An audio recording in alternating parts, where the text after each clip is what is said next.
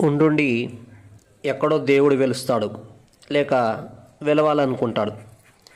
ఒక పుణ్యాత్ముడికి బుద్ధి పుడుతుంది, ఇంకొందరు ధర్మాత్ములు సాయం చేస్తారు. గుడి ఏర్పడుతుంది, భక్తులు దాతల సౌజన్యంతో అభివృద్ధి చెందుతుంది. కాస్త పేరు ప్రఖ్యాతి రాగానే సర్కార్ వారి యొక్క కన్నుబడుతుంది. గుడిని ఎండోమెంట్స్ డిపార్ట్మెంట్ లాగేసుకుంటుంది.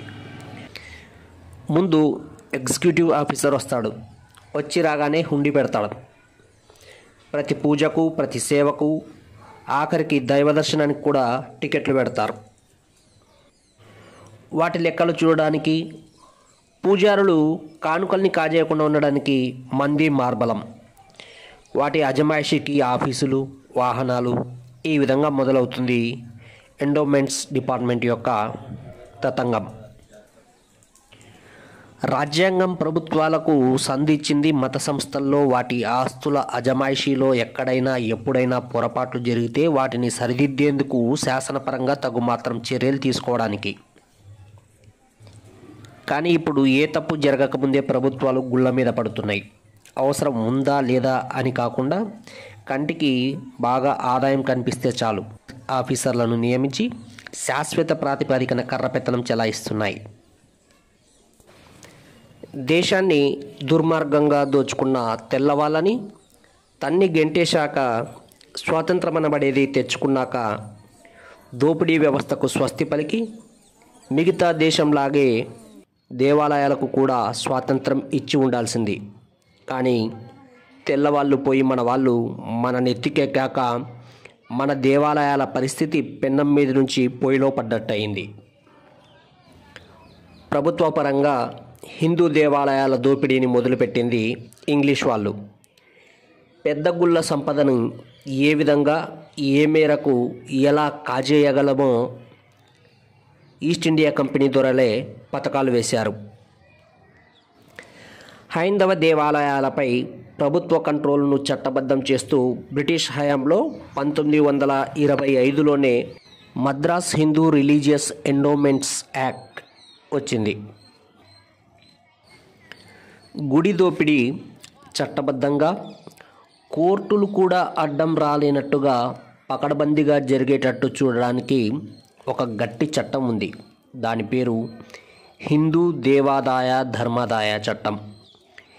దేవాలయాల ధార్మిక సంస్థల ఆదాయాన్ని అడ్డంగా గుంజేస్తారు కాబట్టి జనం దానిని దేవాదాయ ధర్మాదాయ చట్టం అని పిలుస్తారు.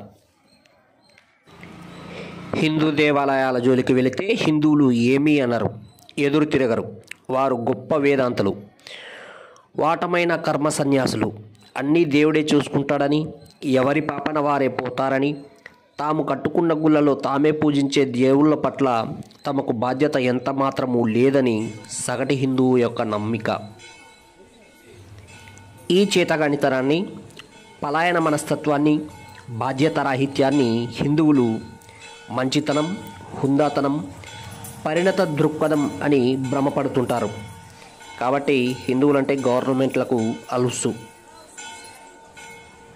మతానికి సంబంధించిన అనేక వ్యవహారాలు ఉంటాయి, రకరకాల కార్యకలాపాలు ఉంటాయి.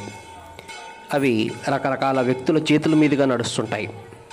వారిలో మంచి వాళ్ళు ఉంటారు, చెడ్డ వాళ్ళు ఉంటారు. డబ్బుకు సంబంధించిన లావాదేవీలు, నిర్ణయాలు వాళ్ళు ఎన్నో చేస్తుంటారు. ఒక్కోసారి ఆయా మత సంస్థలు, ధర్మనిధులు ఏ ఉద్దేశాలతో, ఏ ఆశయాల కోసం నెలకొల్పబడ్డాయో వాటికి పూర్తి విరుద్ధంగా నిధులు ఖర్చు పెట్టడం జరగవచ్చు. ఆస్తుల దుర్వినియోగం కూడా కావచ్చు. తప్పుడు నిర్ణయాలు తీసుకోవచ్చు.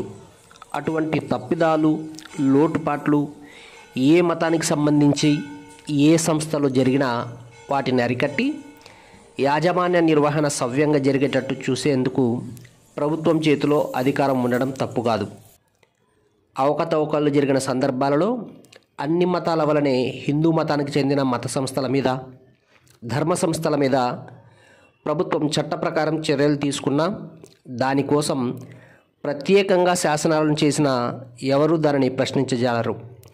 అయితే రాజ్యాంగంలో 25(2)(a) అధికరణం మత స్వాతంత్రం దుర్వినియోగాన్ని అదుపు చేసేందుకు ప్రభుత్వానికి ఇచ్చిన ఈ వెసులుబాటును మన సెక్యులర్ ప్రభుత్వాలు కేవలం హిందూ మతం మీదనే విచ్చలవిడిగా దుర్వినియోగం చేశాయి. హిందూ దేవాలయాలను, ధర్మ సంస్థలను పూర్తిగా తమ కబ్జాలోకి తెచ్చుకొని నిరంకుశంగా పెత్తనం చేయసాగాయి. దేవుళ్లకు, భక్తులకు సమర్పించే కానుకలను, దేవాలయాలకు పూర్వం దాతలు ఇచ్చినటువంటి ఆస్తులను సొంత అవసరాలకు, రాజకీయ స్వార్థాలకు అడ్డుగోలుగా వాడేసుకున్నాయి.